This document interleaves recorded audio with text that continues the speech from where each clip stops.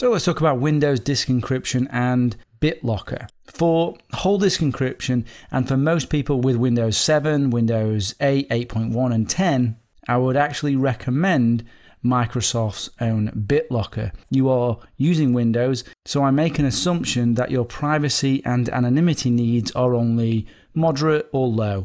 Otherwise, you simply wouldn't be using Windows. So with that information, it tells me something about the sort of threats and adversaries that you may be concerned about, which is why I recommend Bitlocker. You are more likely to be concerned about thieves and it being stolen than you are about nation states and other more serious adversaries. So with that in mind, for people with only low to moderate privacy and anonymity needs who are concerned about their laptop being lost or stolen and the data being taken off, Bitlocker is a good choice because Bitlocker comes included free, but not in all versions of Windows. It comes with the Ultimate and Enterprise editions of Windows Vista and Windows 7, and Enterprise and Pro editions of Windows 8 and 8.1, but not the Home editions. On Windows 10, it's available on Enterprise, Pro, and Education editions, but not the Home editions. So unfortunately, it's not available on all editions, and you may not have it. Let's start with the good points of Bitlocker. It's solid against crypto algorithm attacks and brute force attacks as it supports both 128-bit and 256-bit XTS AES keys. And as you can see here, AES 128-bit is the default, but you can change that. Against physical attacks like DMA attacks, the cold boot attack, the boot key problem, the evil maid and knowledgeable evil maid, Bitlocker makes these physical attacks more challenging.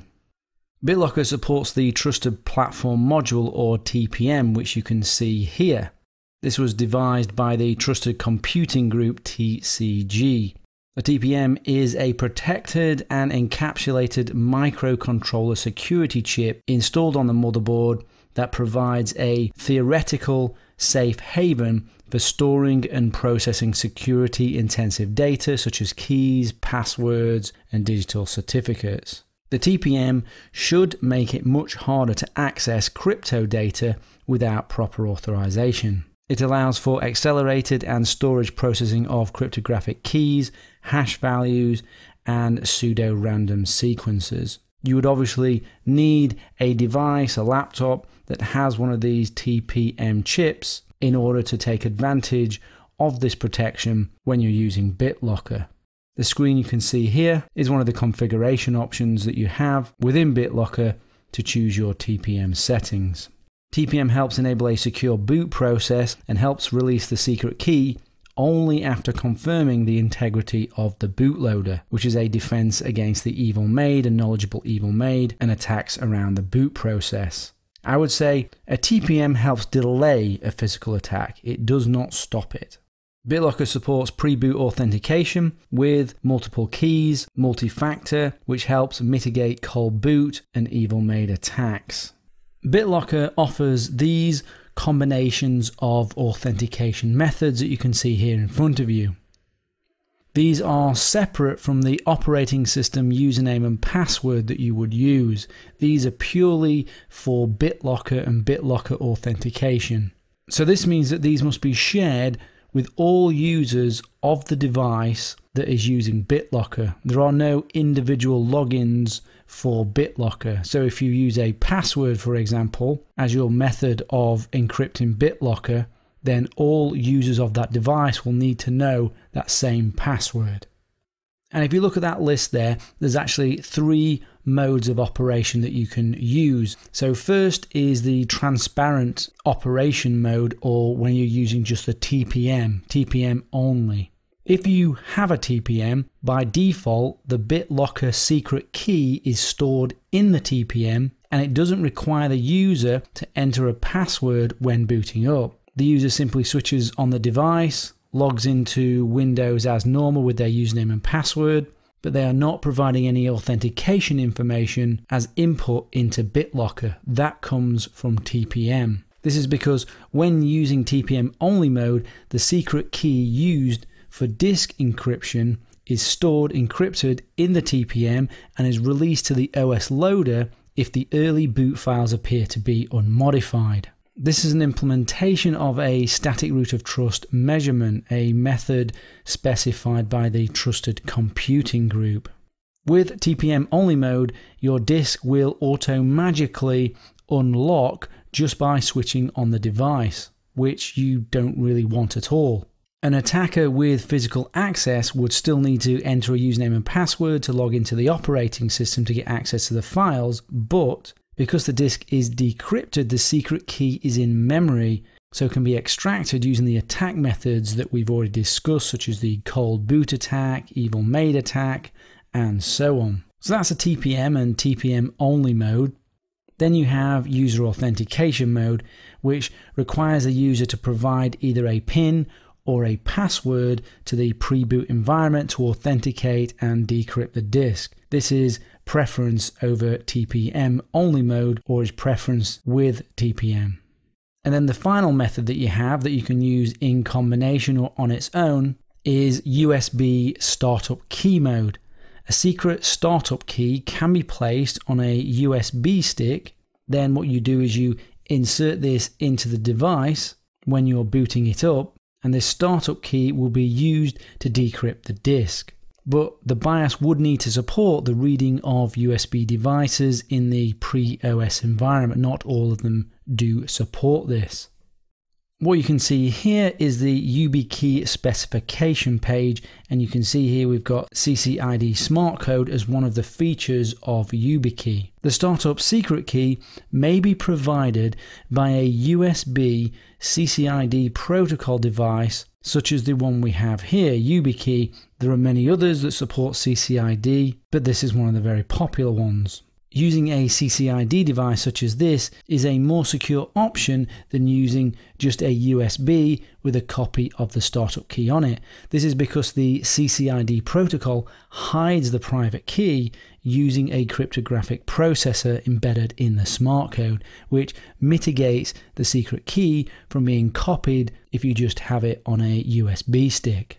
TPM plus PIN plus CCID USB key is the strongest authentication combination, but if you only are concerned about your device being lost or stolen and the data being accessed, then a strong password is sufficient against this level of adversary. And another major plus for Bitlocker is it's fast, it's free on most operating systems, and it's pretty easy to use. Although if you really want to start configuring it, it's a bit of a pain because you've got to go through the local group policy editor. There isn't a nice GUI for it. Now for the bad points for Bitlocker. Some people simply don't trust Microsoft at all, so will be opposed to using Bitlocker to encrypt their disk. Some people openly suspect that the keys within Bitlocker have been deliberately weakened by Microsoft. From the evidence I have seen, I don't believe that this is actually the case. But Microsoft has a history of cooperation with the NSA, for example, and people rightly worry about possible backdoors, although again, this doesn't seem to be a reality. We know that the UK and US are known to have approached Microsoft about putting in backdoors to Bitlocker, but were denied according to what we have seen. Bitlocker is closed source, and Microsoft hasn't been very open about Bitlocker under the covers at all. They removed something called the Elephant Diffuser without public notice, which is really not good, which makes knowledgeable evil maid attacks actually easier. The Elephant Diffuser helps with integrity, basically. And Microsoft explained this sort of PR disaster away by explaining that it was, or they removed it for FIPS compliance reasons and for improving speed, but it's bad practice to make changes like this without public announcement. It makes people rightly suspicious. You suddenly remove something that makes a certain attack vector possible and you don't make a public announcement about it. What are people going to think? What do they expect people to think? If you have serious concerns about Microsoft weakening Bitlocker, installing backdoors, and working with the NSA or other governments, then you have bigger problems than Bitlocker. Microsoft controls the operating system. So if you fundamentally don't trust Microsoft, then you can't trust the operating system either. It's simply time to move to Linux. Go on, you know you want to. Nation states and agencies are trying to compromise the integrity of the Trusted Platform Module, TPM, to specifically target Bitlocker. We know this. And apparently they were successful with a form of side channel attack measuring electromagnetic signals emanating from the TPM. If the NSA or any of the Five Eyes nations are your adversary and you have to use Windows, then perhaps Bitlocker isn't for you, but neither should Windows be. Bitlocker has implementation vulnerabilities or features, depending on your point of view, that automatically uploads a copy of your recovery key to Microsoft servers when you use Bitlocker, the recovery key to decrypt your drive, which can be used to unlock your encrypted disk.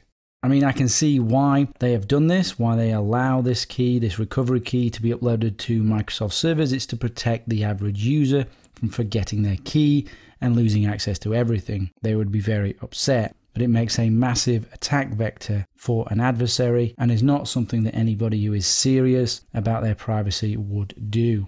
To revert back from this, if you have Bitlocker installed, and to prevent this from happening, then you need to search for the latest solution. Here is one you can look at.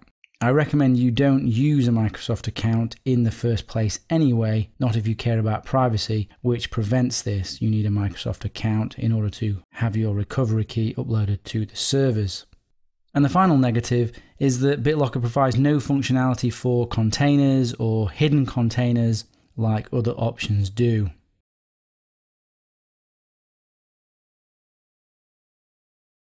So in conclusion, Bitlocker is recommended for Windows users who are concerned about their device being lost or stolen and their data access, but it is not recommended for those who are suspicious of Microsoft or whose adversaries are the NSA, GCHQ, or any of the Five Eyes nations.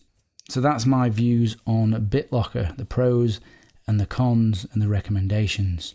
Hope that helps.